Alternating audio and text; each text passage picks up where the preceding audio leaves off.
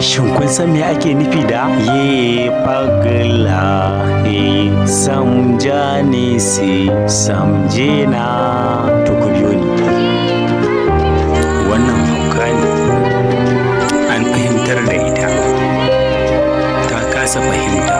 Yawwa, kun ji abin da wannan waka take nufi, inda take cewa ye pagla he, wannan ai hauka ne, wato wannan hauka ne. Samjane sai daga ta fahimta, samjena bata fahimta ba. Ma'anar abin da suke nufi, wannan abin da zuciyar take yi hauka ne, ana ta so ta fahimta, wato an so a fahimtar da ita, amma kuma ta kasa fahimta, wato ta ita fahimta. Bari mu farko fassara kalma bayan kalma. Ye yana nufin wannan, pagla yana nufin hauka kenan, pagla hauka. Irin tabbatarwa ne dinnan, ye pagla he, wannan hauka ne. Samjane sai, samjane yana nufin fahimta, sai yana nufin daga, shine samjane sai daga ta fahimta, wato an so ta fahimta kenan. Samjena ta kasa fahimta. Kalmar samje tana nufin fahimta, na tana nufin a'a ko kuma kada ko kuma babu. Samjena bata fahimta ba kenan. Yawwa, kun ji abin da wannan baitin yake nufi. Idan ba ku manta ba, a farkon wakan na fassara muku inda take cewa dildiwana, wato zuciya mahaukaciya ce, bin sajina ke idan ba tare da masoyi ba, mani na, wato ba za ta amince ba. Shine wannan ci gaban wakan ne, shine take cewa ye pagla he, wannan ai hauka ne. Samjane,